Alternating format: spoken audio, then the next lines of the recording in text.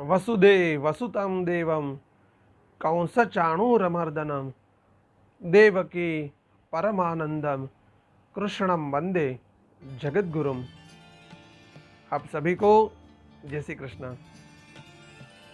पवित्र पुरुषोत्तम मास की कृष्ण पक्ष की एकादशी, उसका नाम है परमा एकादशी। ऐसे तो हर मास के अंदर, एक मास के अंदर 2 एकादशी आती है और सभी एकादशी के अंदर अन्न खाना निषेध है। उस दिन अन्न ग्रहण नहीं करना चाहिए, क्योंकि एकादशी के दिन अन्न के अंदर पाप होता है। तो एकादशी के दिन जो कोई भी अन्न ग्रहण करता है वो पाप को खाता है। और एकादशी का तो बहुत ही बड़ा महत्व है। आप भले और कुछ करो या न करो, एकादशी के दिन एक दिन उपवास जरूर करो। हाँ, किसी को डायबिटीज है, शरीर साथ नहीं देता, वो मत करो, उसके लिए सब प्रकार की छूट है। लेकिन जो स्वस्थ है, पूरी तरह से भूखे रह सकते हैं। और हाँ, जो भूखे नहीं रह सकते वो भी फलाहार करके उपवास कर सकते हो। निर्जलान मत करो, दूध और फलाहार लेकर करो। फल और दूध ये दोनों ग्रहण करके कर सकते हो।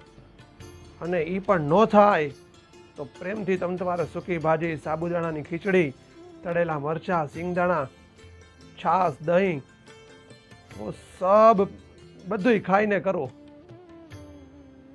वो कुछ ना हो सके तो पूरा प्रेम से फलाहार करो, सब खाओ, किंतु एकादशी जरूर करो। तो आज हम बात करेंगे अधिक मास की एकादशी, परमा एकादशी के बाद। ये एकादशी इतनी पवित्र है, उसकी कथा आप सबको सुना रहा हूँ। एकादशी के दिन भगवान विष्णु की पूजा करो, उसको तुलसी पत्र चढ़ाओ। इस प्रकार से भगवान की आप उपवास करते समय करते ये कथा सुनो। वैसे तो हो सके उतना पूरा दिन भगवत स्मरण करो, हो सके तो उस दिन मौन ही धारण करो, ताकि हो सके उतना भगवान का नाम आप रट सको, जप सको। तो परमा एकादशी की कथा ऐसी है कि ये एकादशी का क्या फल है। तो एक सुमेधा नाम का एक ब्राह्मण था। वो ब्राह्मण बहुत ही धर्मनिष्ठ था और उसकी पत्नी वो भी पतिपरायण थी। पूर्व जन्म के दोषों के कारण वो पति पत्नी बहुत ही निर्धन थे। भिक्षा मांगकर उसका घर चलता था, उसका उदर निर्वाह होता था और वो स्त्री भूखे पेट से अपने पति की सेवा में हर रोज तत्पर थी। वो ब्राह्मण जानता था मेरी पत्नी भूखी है, भूख के कारण वो निस्तेज हो गई, एकदम शुष्क हो गई। वो सब जानता था, लेकिन उसके पास इसका कोई उपाय नहीं था।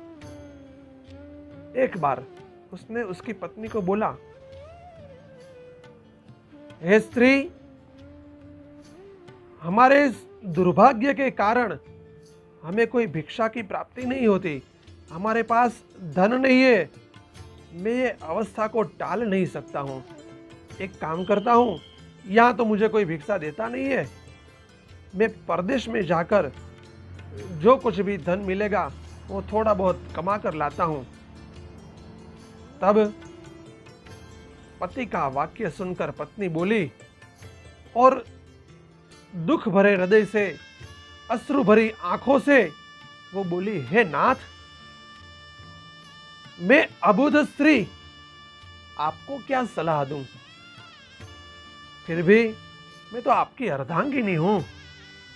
आपको एक बात बोलती हूं कि जो भाग्य में धन लिखा होता है वो आप कहीं भी रहो आपको मिलेगा, और जो भाग्य में धन नहीं लिखा होगा वो आप यहाँ क्या परदेश में जाओगे फिर भी वहीं भी नहीं मिलेगा। इसलिए हमारे पास जो है, जितना हमको मिले, उससे ही हम बस भगवत स्मरण के साथ सुखी रहेंगे। क्योंकि पूर्व जन्म में दिया हुआ अन्न, वस्त्र, धन वो दूसरे जन्म में प्राप्त होता है। देखो, दिया हुआ कभी भी व्यर्थ नहीं जाता, इसलिए हो सके तो किसी भूखे को अन्न जरूर दो। इसलिए हमने कुछ दिया नहीं होगा, इसलिए हम इस जन्म के अंदर निर्धन है, कोई बात नहीं, भगवत स्मरण करेंगे, ईश्वर चिंतन करेंगे और यही ही आप रहो, आपको कहीं जाना नहीं है। मैं आपसे प्रार्थना करती हूँ। ऐसे दोनों पति पत्नी बातें कर रहे थे। उतने टाइम में देवयोग से वहां कौंडिन्य नाम के ऋषि पधारे।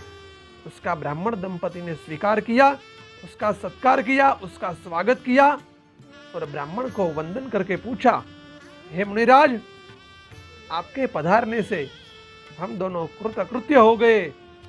आप कृपा करके हमारी दरिद्रता दूर हो, ऐसा आप उपाय बताइए।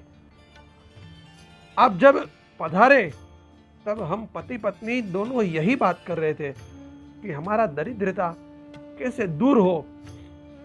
ऋषि बोले, पाप, संताप और दरिद्रता का ऐसा इस प्रकार के दुख को दूर करने के लिए अधिक मास की, श्री पुरुषोत्तम मास की कृष्ण एकादशी, उसका आप दोनों व्रत करो। ये व्रत सबसे पहले कुबेर ने किया था और भगवान शंकर के उससे प्रसन्न होकर उसको धन के अधिपति बनाए और कुबेर की संपत्ति, इतनी ज्यादा संपत्ति दी। सत्यवादी हरिश्चंद्र ने भी यह व्रत किया था तो उसको भी सब प्रकार के सुख प्राप्त हुए, उसका गया हुआ राज्य भी उसको वापस मिला। इस प्रकार दोनों ब्राह्मण पति पत्नी को ऋषि ने व्रत की विधि बताई और जैसे जैसे समय आया, पुरुषोत्तम मास आया, कृष्ण पक्ष आया, परमा एकादशी आई, दोनों पति पत्नी ने पूर्ण निष्ठा से, पूर्ण भक्ति से एकादशी का व्रत किया और उपवास किया। ईश्वर इच्छा से, उसके व्रत के प्रभाव से उस एक दिन ईश्वर इच्छा हुई कुछ, राजा का पुत्र ब्राह्मण के पास आया और उसको रहने के लिए एक सुंदर सा मकान दिया, अलग अलग प्रकार के अलंकार प्रदान किए और उसका जीवन निर्वाह हो इसलिए उसको एक गांव का दान किया कि ये गांव आज से तेरा। इस प्रकार एकादशी के प्रभाव से वो ब्राह्मण और उसकी पत्नी दोनों बहुत सारे सुख प्राप्त करके अंत में वैकुंठ के वासी हुए। इस प्रकार ये अधिक मास की कृष्ण एकादशी का व्रत जो कोई भी करता है अथवा जो कोई भी इस कथा को सुनता है या सुनाता है, उसको उसकी सभी प्रकार की इच्छाओं पूर्ण होती है और अंत में गोलोक धाम प्राप्त होता है, भगवान का धाम प्राप्त होता है। इस प्रकार आपको इस अधिक मास की कृष्णा एकादशी उसके बारे में आप सबको बताया। वापस एक बार बोलता हूँ, आप एकादशी ना करते हो तो जरूर करना और इस परमा एकादशी का व्रत तो अवश्य ही करना। आप सबको पाप लगे तो मुझे दे देना, लेकिन ये व्रत एक दिन उपवास जरूर करना। आप सबको जय श्री कृष्णा।